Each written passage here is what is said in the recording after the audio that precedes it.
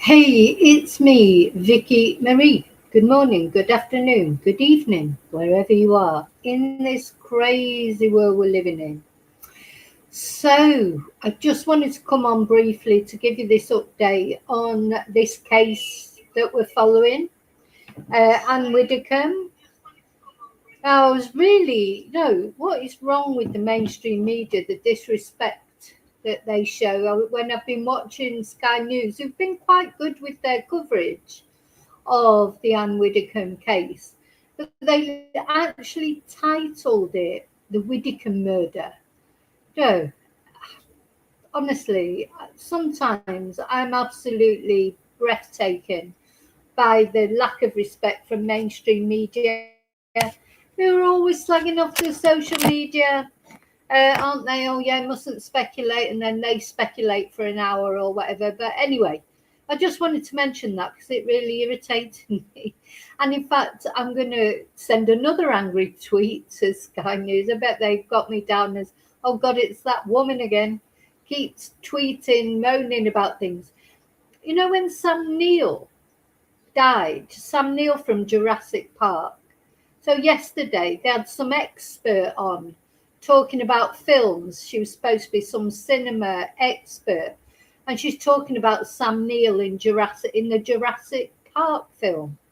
She hadn't even watched it because she was saying, what was it? She was saying, oh yeah, it was it was all about a man who was protecting his children.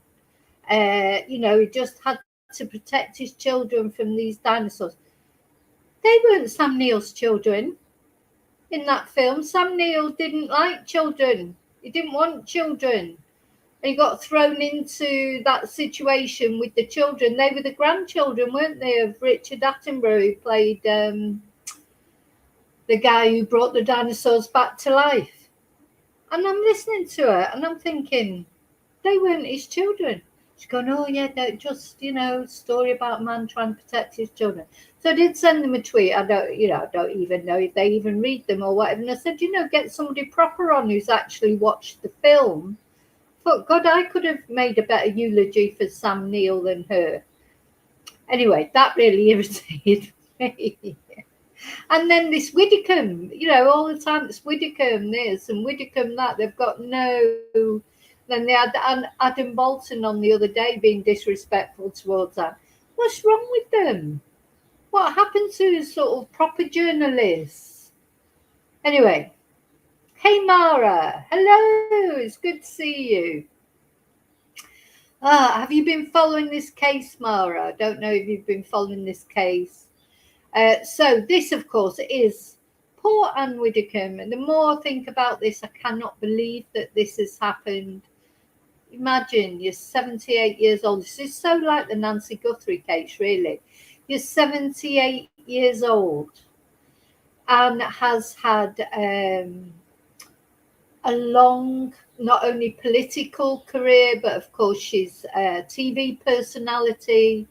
And I think Anne has done one of those very rare things where even if you don't agree with her politically, which I don't agree with her at all politically, but I still respect her and admire her, and then you get other people that you don't agree with politically and you don't respect or admire either because you don't feel that they're really, it's really their sort of beliefs that they're really believing what they're doing. Whereas with Anne, has got this, it's unique in politics. Because politics, especially these days, is full of hate, isn't it? People can't seem to agree to disagree these days. It's all polar opposites. If you don't agree with this, you must be a moron, or, people calling each other names and stuff like that. You know, so Anna's done well, in my opinion, because I think she can respect her for other things, as I've mentioned before, standing up to the obnoxious Mick Philpott in that documentary she did, doing Strictly Come Dancing. I uploaded a photo because the other thing I wanted to do as well is I wanted to show photos of the fun side of Anne as well. Because we don't only want to remember her for the 78-year-old woman that was bludgeoned to death in her own kitchen. We want to remember her for, the joy that she brought people, as well. Entertainment and insight and on Strictly Come Dancing. I know I keep banging on about it, but when you see someone who can make fun of themselves, doesn't mind, doesn't take themselves too seriously. She's not like on there, pretending she's a ballerina or whatever. She knew she couldn't dance, but she did the best she could. And I think this is a very British thing as well. I think Anne was quintessentially British. The British. Like people have got different countries do have different sort of their stereotypes, isn't there? But all stereotypes, I think, are rooted in some truth. And I think British stereotype, if you like, but it's a good thing, is we're a bit eccentric. We're all unique. We're all different. And that's how it used to be. Now we don't seem to embrace difference. People seem to expect everyone to think exactly the same as them. Otherwise, they won't tolerate it. I think British people have always been tolerant. That's part of it as well. That you could have different opinions and you would debate but this eccentricity, quirkiness, and since I've come to live in Spain, I've sort of noticed that more because my Spanish friends, they notice it as well about me. They all think I'm crackers, put it that way. Maybe I am crackers, but I do think that's a British thing. And a Spanish boyfriend that I had for many years, and he came to he's still a friend. We went to Manchester together, and he sat in the Oracle, and not the Oracle, what's it called? What's the big shopping centre? The Trafford Centre in Manchester. He was a joy to take shopping. Actually, the first time I think I've ever been shopping with a man who actually enjoyed shopping. But he also liked people watching, and he sat in the Trafford Centre and sort of watched the world go by. And he said to me, he said, God, you're all really unique, aren't you? You're all unique. You all got your own style, your own way of dressing and things like he noticed it. And that is the Britishness. That's a positive British quality, I think, that we are all unique. We're all a little bit eccentric. And we accept eccentricity in others, or at least we used to. I don't know what we do now, but things have changed. Anyway, so that's Anne to me. I wanted to remember her for that as well, for the joy, for the entertainment. Oh, so Mara says, we saw Anne years ago in Panto. Of all the years we went, she was the only star who came out and had her photo taken with anyone who wanted one. I have a photo of her with my little girl. Oh, that's a lovely story, Mara. Thank you for sharing that with us. What a lovely story. She loved children, It's a shame she didn't have children in a way, because apparently she had, she was very empathetic with children. And she played a wicked queen. She was great. Well, you can imagine her as a wicked queen. And she wouldn't mind that, she would revel in that. I think she did, I think a lot of politicians, it's one step from being an actor, isn't it, really? Because, they do, a lot of being a politician is, staged, isn't it? You're out there in front of people and talking. So she probably was a frustrated actress and dancer as well. Anyway, poor Anne. So Anne is a sad loss to Britain, I think. And now more details are coming out, aren't they? So I think this investigation did not start off well. That's my own personal opinion. I don't think it, I think the delay in even saying that she'd been murdered, did they even realise she'd been murdered at first? Because, her agent sort of released the news of her death, and everyone was eulogizing about her. And then later that day, it was announced that she was actually murdered.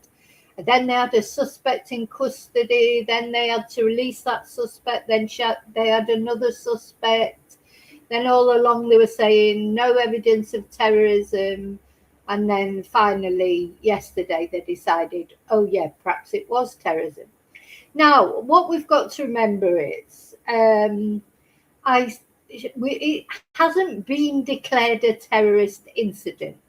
So I've been watching a lot of news items about it today, and we've got this sort of slightly confusing, really, because what they're saying is, right, how did the boys remember?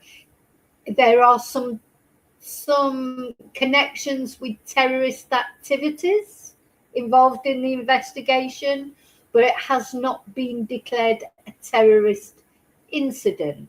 So you tell me what that means. I'm not quite sure. It probably means apparently they found in this 28-year-old suspect that they've currently got in custody. So they rearrested him and charged him under the Terrorism Offences Act. That's given them an extra 7 days, apparently, to that they can hold him without charge. Apparently, they found some communist literature in the property. That's what Talk TV are saying. I mean, whether that's true, the police haven't said that. So I'm just saying. And I thought, God, good job they don't come and raid my house, because I have got upstairs quite a lot of communist material, if you like, because when I was at university many, many years ago, I studied politics, and I studied a lot of Russian politics as well as British politics and a bit of American politics. So I actually have got some little books that I bought in an antique market in Oxford, by Lenin and Trotsky. Oh my God, I'll be getting arrested under the Terrorism Act. And it just literally, they're little books that I've had since I did my degree in politics. And they were just like, I used to take quotes out of them to put in my essays and things. It was, I probably was. I don't think I've ever been a communist. I don't think communism works. I think communism is it's an idyllic sort of idea, but sadly never works in practice, because people just are. It just doesn't work, or it hasn't worked. It's a utopian ideal that sounds brilliant. So I don't think I've ever been a communist, but. I was interested, and I was very interested in Russian history. And part of the reason for that, political history, is one, because it is really interesting, and two, because the lecturer that we had at university, and how important your teachers are for everything. His surname was Lester, and we used to call him Red Lester because he was a real communist, but he was really good. He was a really good lecturer. He was really interesting and really intelligent, and so that's the reasons. But yeah, what have you got in your house? If the police came and raided your house, is there anything that they might find that they think terrorism, or if not terrorism, like this is a bit? I mean, they'd only have to look at my internet search history, because it's all about crime, serial killers and crimes all over the world and everything. They'd probably think, oh my God, this woman. But anyway, hopefully they'd realise that it was because I was a true crime podcaster. But yeah, so apparently this is what they found at this guy's house. And that's maybe what has given them the reason to rearrest him for possible, and he hasn't been charged with any terrorism crimes yet, and it may end up that he's not charged with that. The other interesting, we're going to have a look at the police conference today. So this police conference just about an hour ago was so different from the others. To me, it was a masterclass in how you give a police conference how you manage to give a little bit of information to keep people happy without compromising your investigation, how you stand up and say things that you just can't talk about. You don't, you just say that I can't talk about it, instead of sort of, I don't know, like the police conferences before, patting each other on the back. This is an example, the best of British policing. What the best of British policing? When you were late in announcing that she'd been murdered, you arrested the wrong suspect. You said it wasn't terrorism, and then it was. That is not an example of the best in British policing, in my opinion. And I know from some comments people have made, maybe some of you disagree with me, but that's what I think. Then I saw this guy from Scotland Yard today. I've got his name somewhere, I'm not sure where. And the difference, to me, that's it. That's how he's Assistant Commissioner Laurence. Watched that press conference. I thought he was really good. Anyway, there you go. Because I am not anti-police at all, but to me, I'll say what I think. If I think the police have done well, I'll say I think they've done well. If I think they've done terribly, I'll say I think they've done terribly. So this was good. Now, it was quite unusual, actually, because he actually, before he did the press conference, it was very short. It's a statement, really. It's not a conference. It's a statement. But he did the questions beforehand. So we'll go through the questions he was asked beforehand first, and then we'll have a look at the actual press conference.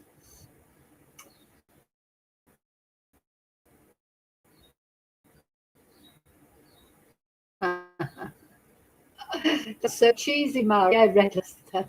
I adored it. He was very good. If you could ever turn someone communist, he could have, because he was just, not because he was handsome particularly or anything, but he was very charismatic, very intelligent. You're just sort of in awe of him. We used to listen to him speak. I remember one of my fellow students said to me once, we'd sort of sat watching him talk, and he dealt with hecklers really well, or anyone, he was just such a good orator and debater.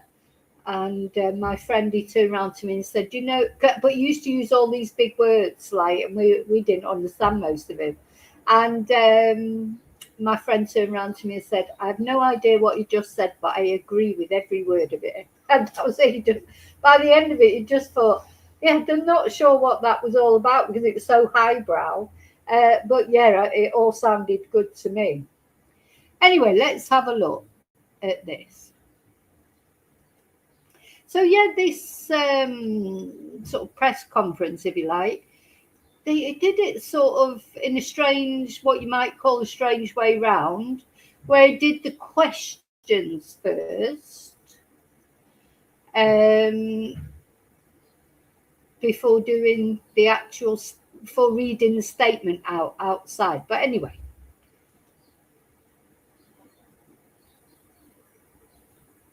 So it turns out that actually the counter-terrorism police were always consulted right through this investigation. So this is what he said. Counter-terrorism police have been consulted throughout the course of the investigation into the death of Anne Widdicome.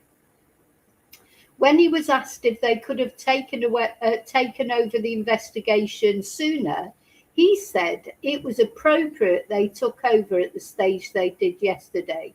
We have been consulted throughout the course of the investigation, he says. Inquiries like this are complex. New information will emerge as officers progress those inquiries. It was appropriate that the counter-terror policing took over at that stage.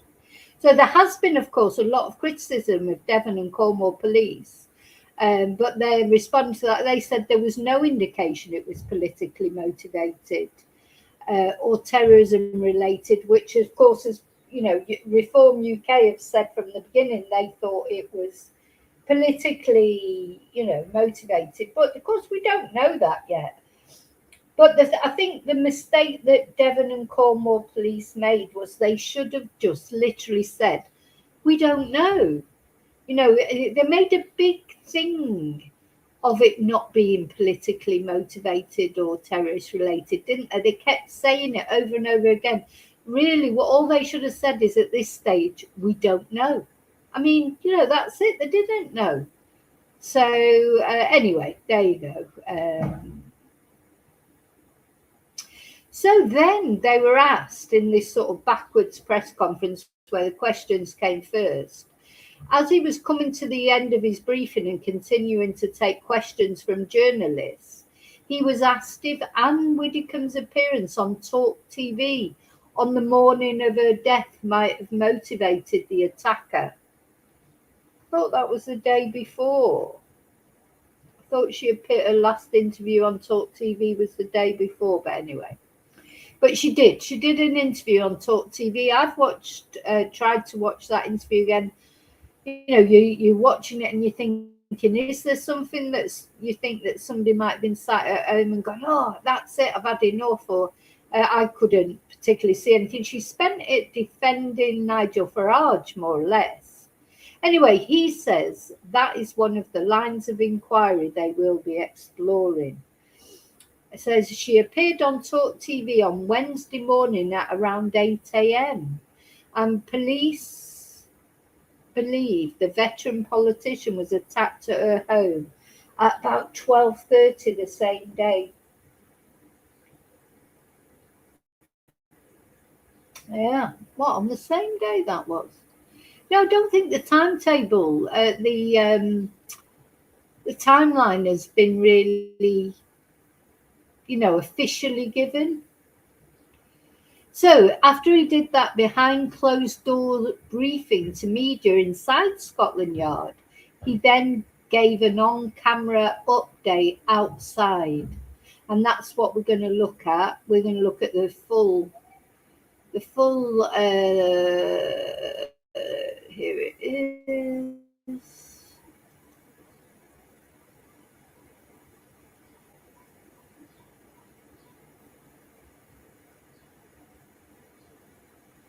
Now I just have to make sure it's sharing.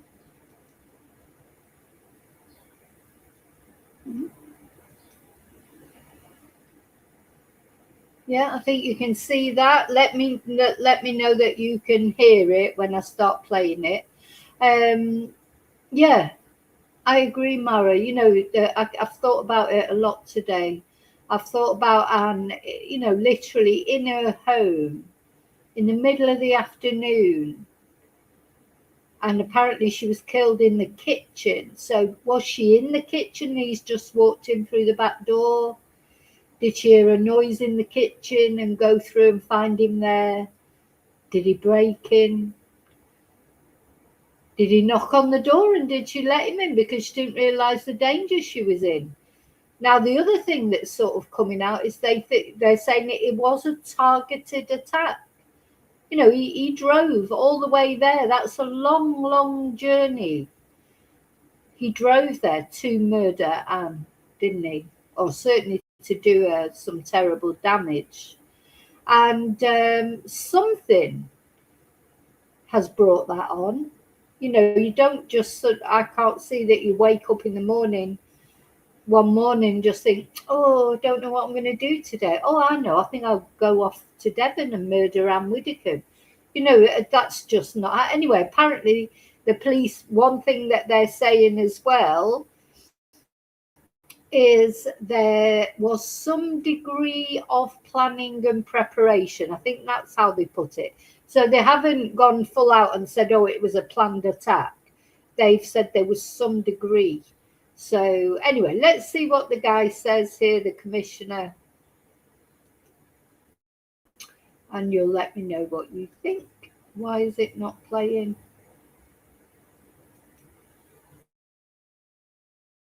Come on.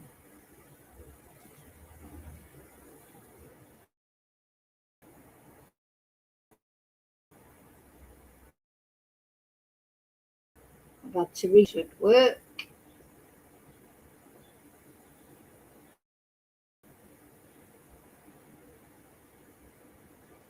Yeah, there was quite a lot of it. It was just recorded waiting for him to come out. So they had all the microphones outside there at New Scotland Yard. And then this deputy commissioner, where is he?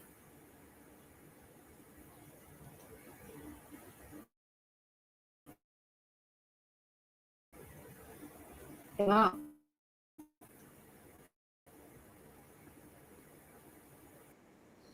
Oh, that's it. There we go. Here he is.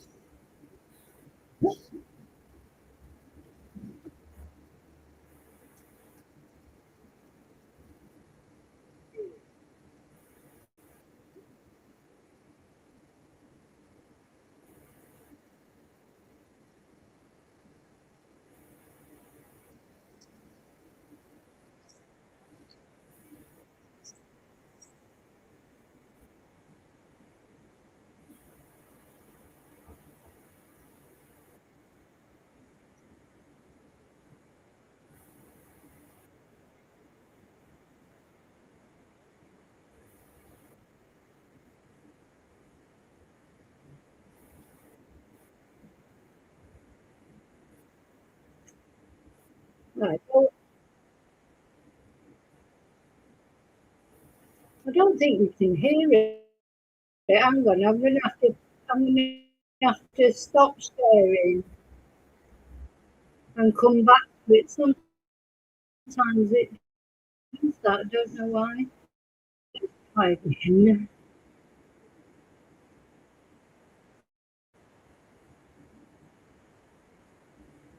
I can hear it fine, but I don't think it was coming out on the chat.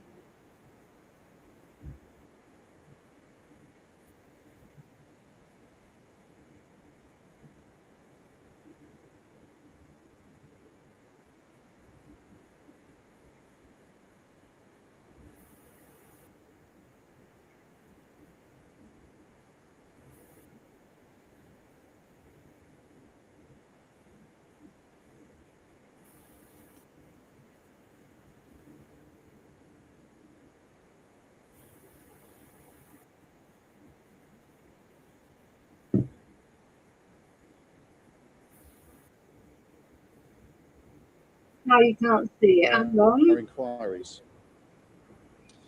Extensive searches have taken place at an address in Rotherham, and scenes remain in place as that activity continues. There you go.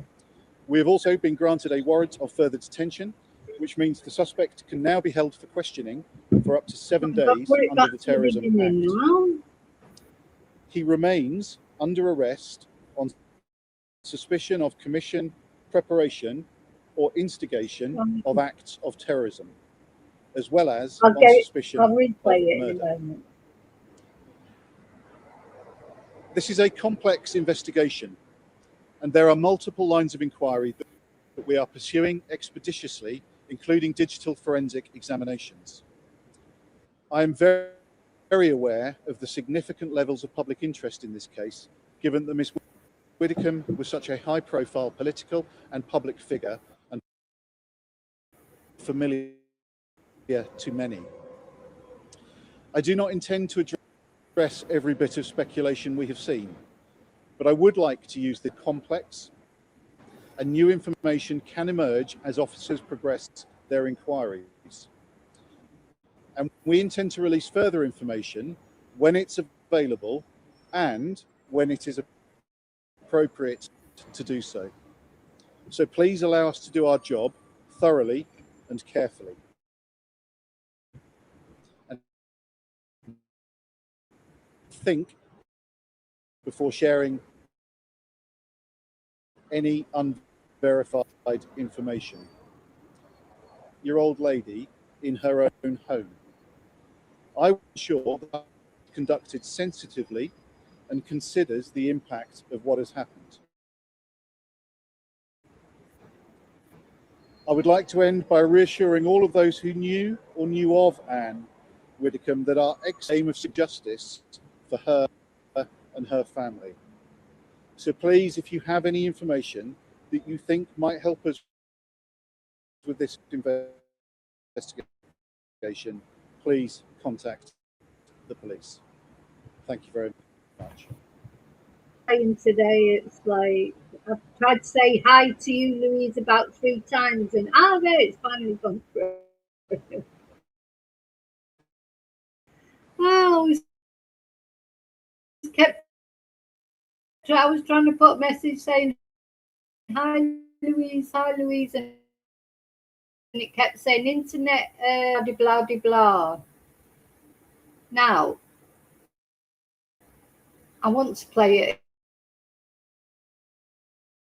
again. Play it again, Sam. I think I missed the beginning of it.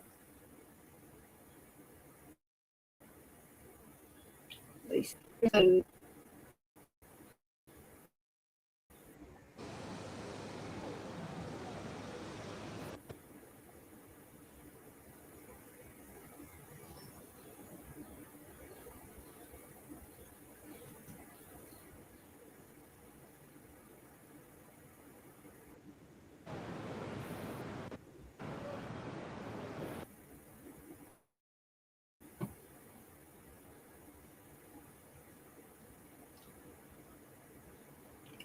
oh, come on. Counter-terrorism policing. Hey. I'm here to provide you an update on a case that is very much of the shocking. Firstly, as you will understand, this incident has had a deeply distressing impact to support them alongside our colleagues in Devon and Cornwall. The thoughts of everybody at counter-terrorism policing are with them at what is a very challenging time. As we confirmed yesterday, Counter-Terrorism South East are now leading the investigation into the death of Anne Widdicome. Following the arrest of a 28-year-old man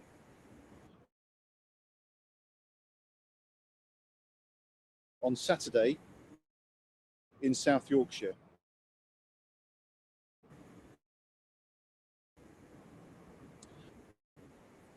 This was a targeted attack. We are still working to understand the extent of any planning or preparation and the motivation that sits behind that attack. And I do not. Extensive searches have taken place at an address in Rotherham, and scenes remain in place as that activity continues. We have also been granted a warrant of further detention, which means the suspect can now be held for questioning for up to 7 days under the Terrorism Act.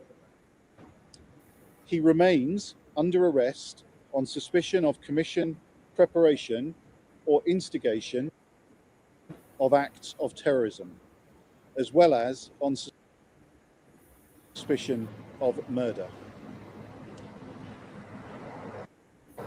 This is a complex investigation, and there are multiple lines of inquiry that we are pursuing expeditiously, including digital forensic examinations. I am very aware of the significant levels of public interest in this case, given that Ms. Widdicome was such a high-profile political and public figure and familiar to many. I do not intend to address every bit of speculation we have seen, but I would like to use this opportunity to remind the public that investigations of this type are complex and new information can emerge as officers progress their inquiries.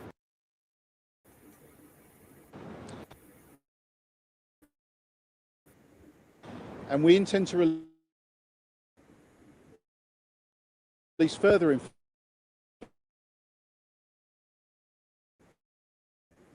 information when it's available, and please think before sharing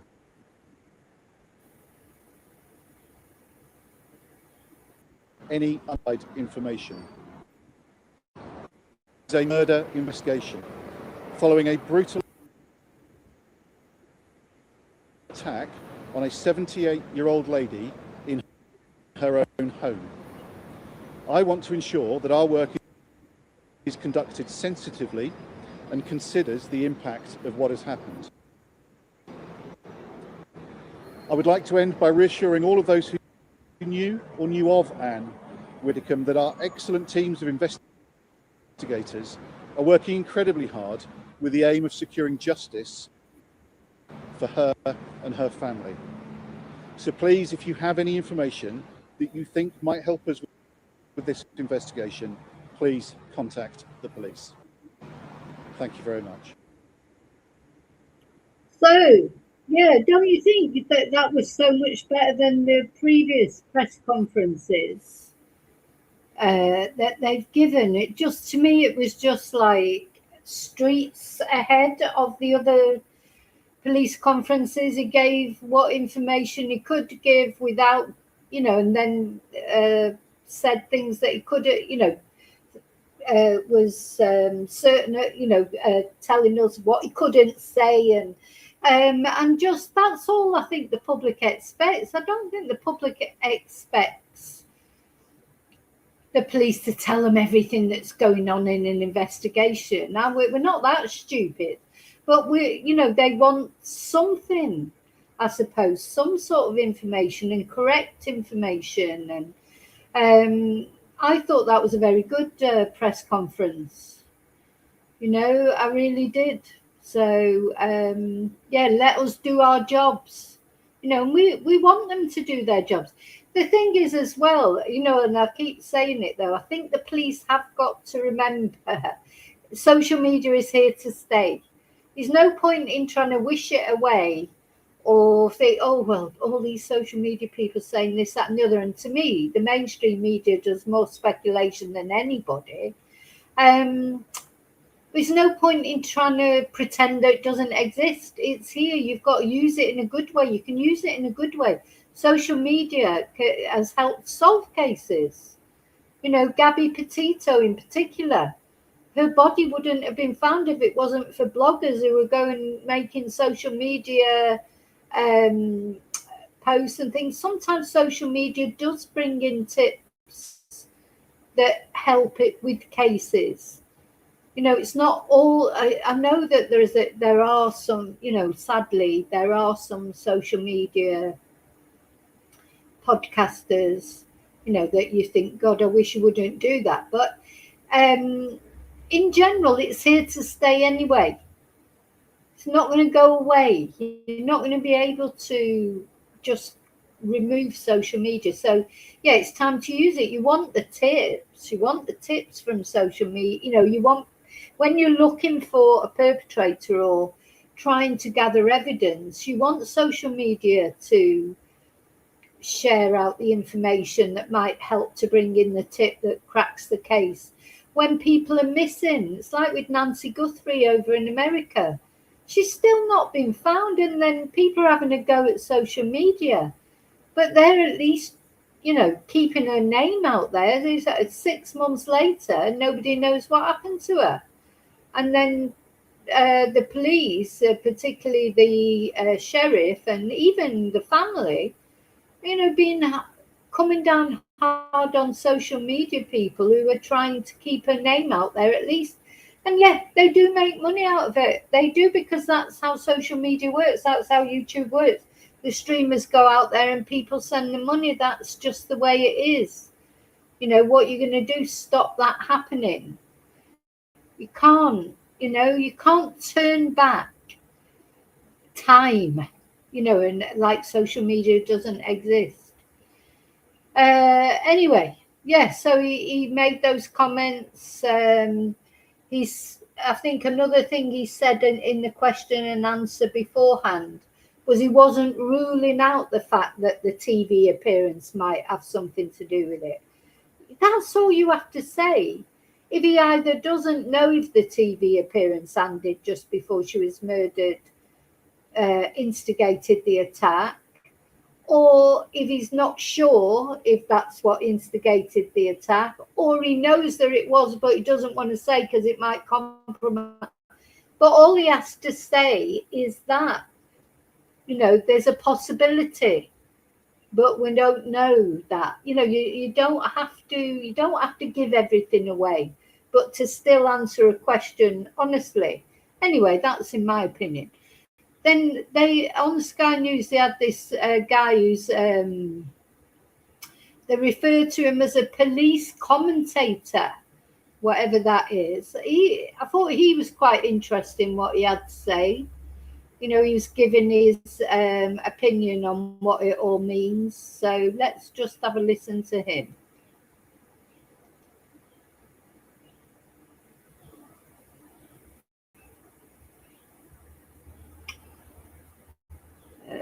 Again, I've got to remember to share. God, you have to press so many buttons to share something. I just forget.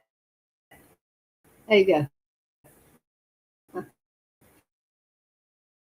That takes about half an hour. Let's see what he...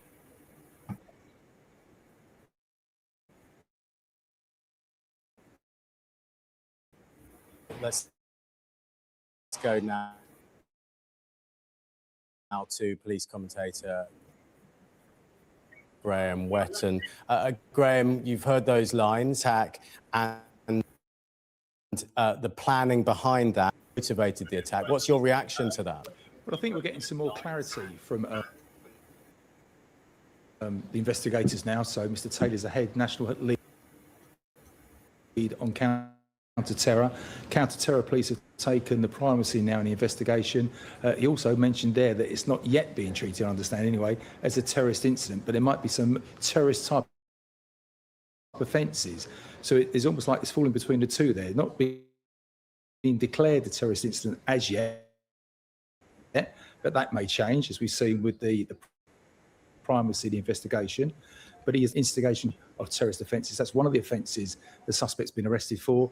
The rearrest gives them more time to interview him, and as Dan just mentioned, also more time to search the home address that they found him at. So they're looking at any sort of preparation or planning for this motivated attack to take place. So routes down to Devon, etc., how they travelled down, travelled back. That'll be part of the investigation thread now, the strategy. So look at everything they can find and prove against the suspect in relation to planning and preparation to carry out this attack. So, yeah, so it's quite confusing, isn't it? If they think he's got some, you know, terrorist information in his house or whatever, but they're not necessarily saying this is a terrorist incident. And another thing that I've mentioned before that I do think is interesting, he does have a brother who lives in Devon, you know, which is, of course, where Anne lived. I mean, it may be that even if he has got some communist material in his home or whatever, it doesn't necessarily mean that's the reason why he's attacked Anne. You know, that's something we're going to find out, isn't it? There could be a personal reason, could be a reason that we just have no idea about at the moment, you know. But the good thing about them treating it as a terrorist, as in being arrested under the Terrorism Act, is they get longer, don't they, to question him. So that is good. You know, because the longer they get to question him before they charge him, the more they can get their ducks in a row, isn't it? So yeah, apparently they're investigating whether the suspect planned to target other reform politicians. Is it to do with reform? No, is it to do with reform, or is it to do with just Anne's views in general? Anyway, they're investigating it. They're not saying there it is because of that. He said, clearly, part of our responsibility when investigating offences of this nature is to assure ourselves and therefore the public and others of any extent of threat. That will form a line of investigation to ensure We are putting all appropriate measures in place to mitigate any threats should it become apparent. I'm not saying there is or there isn't at this stage. You know, he's quite skillful, really, with his words, isn't he? So he's sort of answering the question, but not really not answering it one way or the other. But you know, that's where they are. They're looking into all that. There's a possibility it may be about reform, isn't there? But then there's also a possibility it could be about a million other things, isn't it? So we'll see. Yeah. Oh, and that was the other thing they were asked. They were asked if there was a possibility of foreign state interference. And he said, we are retaining an open mind. So he's not saying yay and he's not saying nay over the potential that foreign state actors may have played a part in the murder of Anne Widdicome. So when asked if counter-terror police could rule out foreign state interference, Assistant Commissioner Laurence said detectives were still working through the possible motives. We don't want to rule anything out at this stage, and we're retaining an open mind. We have a very experienced network of individuals working with security partners, and we will continue to do so, both in terms of progressing this investigation and exploring wider threats across the UK so that we can respond to those as appropriate. And he added that all investigations carried out by counter-terror police were conducted in partnership with security services. So it hadn't even really occurred to me, to be honest, that it might be foreign state intervention, but I suppose anything's possible. Poor Anne.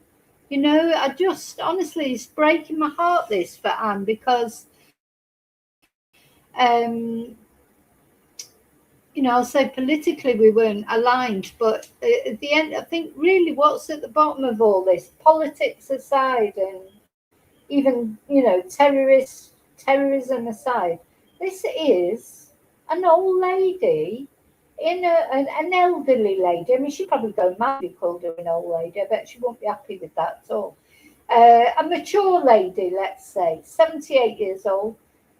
You know, she's retired to this beautiful place that she's, you know, bought from. She's worked hard all her life. She's contributed a lot to British society one way or another, not only with politics, but also with entertainment. And, you know, she's brought... Mara was just saying there in the chat about going to see her in a panto. So she brought pleasure to people in all sorts of unexpected ways.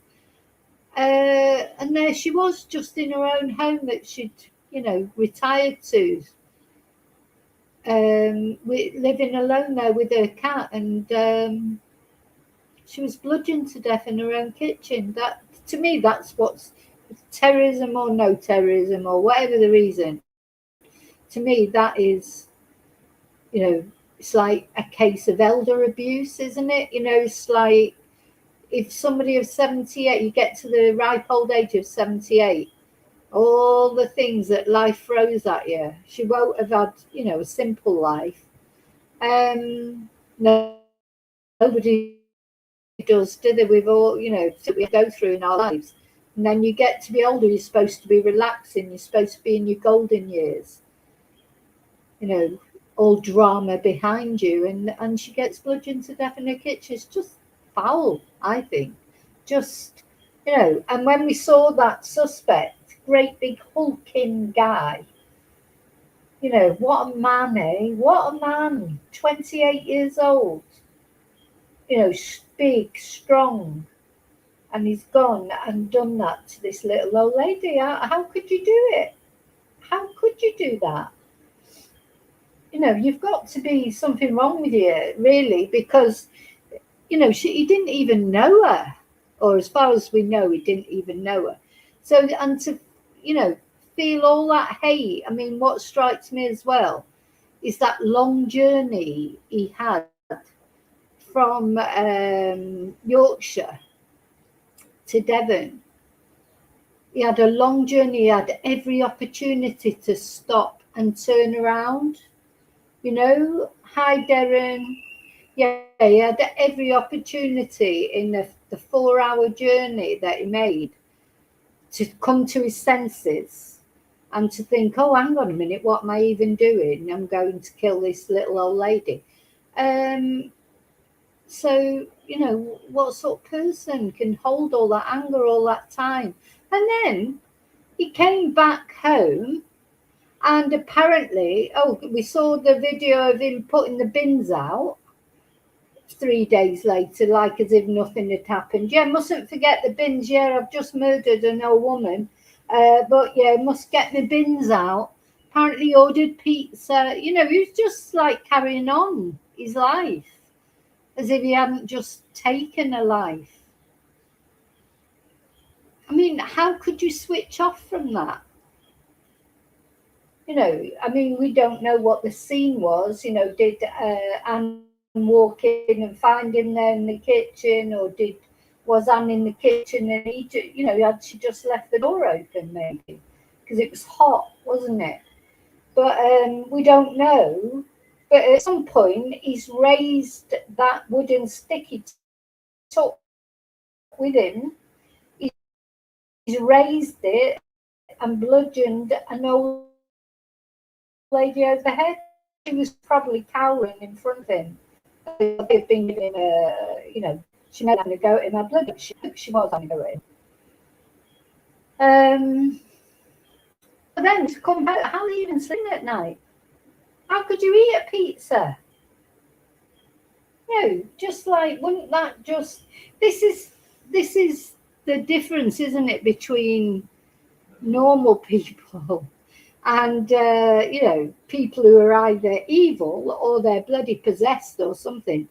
Because how you could then just carry on your normal life after the scene that you left behind. And he's probably been watching it all over the news, and what he probably saw the news on the Friday morning, just of the fact she died. And was he watching that on the news? Because of course at first they didn't announce she was murdered. So was he watching that on the news and thinking, oh, why aren't they saying that she was murdered? I wonder what was going through his head. What goes through these people's heads? Then he'll have got the news that, suddenly it's a murder investigation. Then he'll have seen the news that was he 24, the other guy that was arrested, a local from Newton Abbot, not that far from where Anne lived. And what was this twonk thinking? Was he thinking, oh, that's great, they've got somebody else for it, I might get away with it? I mean, what goes, I just don't see how they go through the normal paces of life, like putting the bins out, ordering a pizza, with knowing, the scene is left behind. Did it not touch you?